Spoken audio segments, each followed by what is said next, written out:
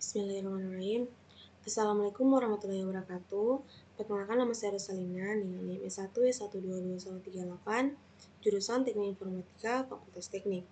Pada video kali ini saya akan menjelaskan sejelas algoritma pada mata kuliah data mining. Jadi, Super Vector Machine atau SVM merupakan salah satu dari 10 algoritma terbaik dari data mining. Super Vector Machine atau SVM pertama kali diperkenalkan oleh Van Wyk pada tahun 1992 sebagai rangkaian harmonis konsep-konsep unggulan dalam bidang partner recognition atau pengenalan pola. Sebagai salah satu metode pattern recognition atau pengenalan pola, usia SVM terbilang masih relatif muda. Walaupun demikian, evaluasi kemampuannya dalam berbagai aplikasinya menempatkannya sebagai state of the art dalam partner recognition. Super Vector Machine atau SVM dikembangkan oleh Bowser, Buon, Van Wyk dan pertama kali dipresentasikan pada tahun 1992 di Annual Workshop on Computational Learning Theory. Meskipun dasar untuk SVM telah ada sejak 1990-an, metode ini menjadikan SVM sebagai metode baru yang menjanjikan untuk klasifikasi data, baik linear maupun non-linear.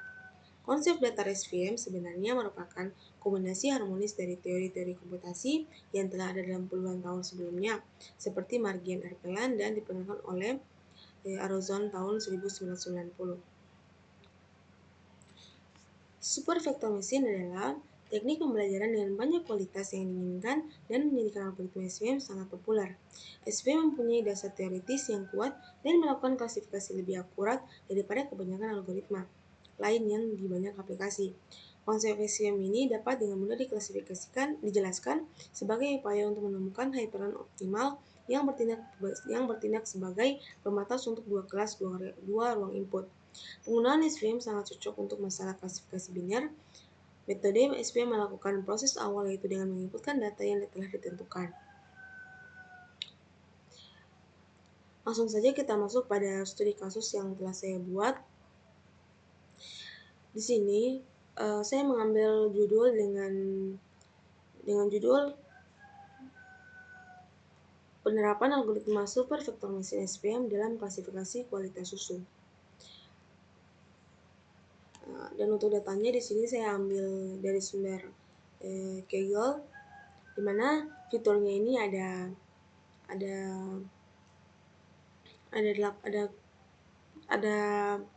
8 fitur, yaitu ada pH, temperatur, taste, odor, fat, turbidity, color, dan grade.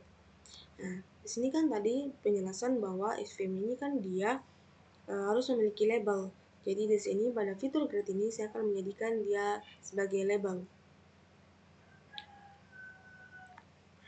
Langsung saja kita masuk pada codingannya. Pertama di sini kita masukkan dulu datanya.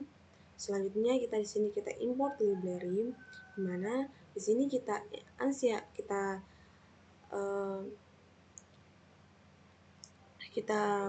import pandas dan kita masukkan PDF atau kita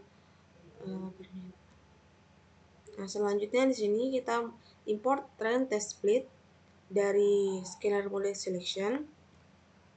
Jadi di sini trend test split ini dia untuk menjadikan data itu ada data training dan data testing. Selanjutnya kita import standar scalar dan label encoder dari scalar processing dan sebagainya. Pertama, di sini kita import dulu datanya, kita masukkan dalam bentuk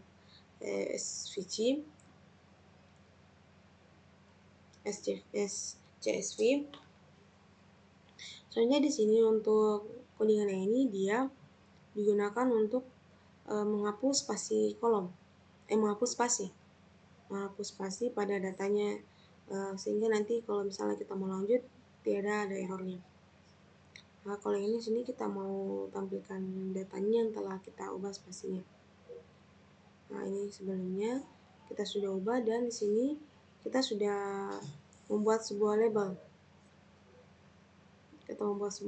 dengan grade itu dia kita ubah itu menjadi label 0, 1, dan 2. Nolnya itu untuk high, low-nya 1, dan mediumnya itu dia 2.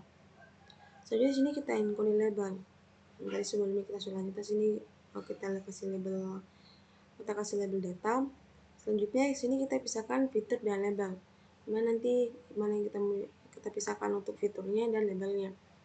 Nah, kan di sini grid ini kan dia tadi kita jadikan dia label. Dan di sini kita mau pisahkan labelnya. Jadi nanti fiturnya ini akan muncul ini saja. Selanjutnya kita masuk pada normalisasi data menggunakan standar scalar. Nah, di sini selanjutnya kita masuk pada tahap split data atau training model. Nah, untuk split data ini kita membagikan data menjadi data training dan data testing. Dimana untuk data training ini untuk data testingnya ini kita ambil 20% dari data ujinya kita ambil 20%, dan total datanya itu ada 1959. Dan untuk data latihnya itu dia ada 79%. Nah, jadi kan di sini kita ambil dia datanya menjadi 20%, jadi di sini kita tulis saja 0,2. Selanjutnya di sini kita latih model SVM-nya. Ini kita codingannya seperti ini. Dan selanjutnya di sini kita evaluasi modelnya. Dan kita cari untuk akurasinya. Kita evaluasi menggunakan klasifikasi report. Ini dia klasifikasi reportnya. Height-nya itu dia precision-nya 0,77 dan recall-nya itu dia 100, dan untuk F1 score-nya itu dia 0,87 dan untuk support-nya 48. Kalau yang low atau yang rendah itu dia precision-nya 100%, recall-nya itu 0,95, F1 skornya itu dia 0,97 dan supportnya 78 dan sebagainya. Dan untuk akurasinya di sini kita dapat 0,93. Dan untuk akurasinya cukup bagus. Ini akurasi untuk model SVM-nya. Selanjutnya kita masuk pada conversion matrix-nya. Conversion matrix-nya di sini kita bisa lihat bahwa di sini ada kolom untuk true labelnya, dan untuk prediksi labelnya itu atau baris prediksi labelnya kita bisa lihat.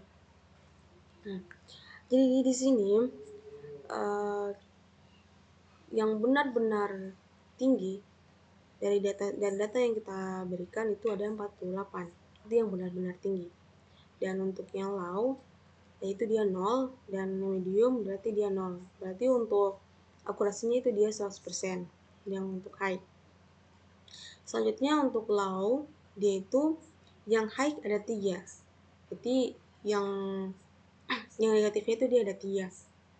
Mungkin di sini ada kesalahan fitur, jadi sehingga dia yang high-nya itu dia ada 3. Dan untuk yang low-nya itu dia ada 74 data.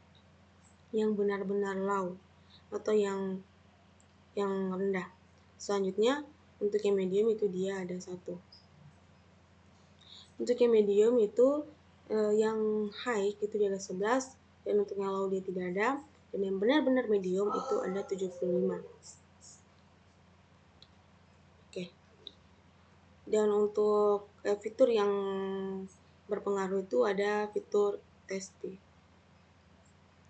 Dan yang paling rendah itu ada odor. Nah, mungkin itu saja yang bisa saya jelaskan untuk studi kasus penerapan algoritma supervector machine atau SVM dalam klasifikasi susu. Apabila ada kesalahan, mohon dimaafkan, dan saya akhiri video ini dengan ucapan wabillahi taufiq wal hidayah. Wassalamualaikum warahmatullahi wabarakatuh.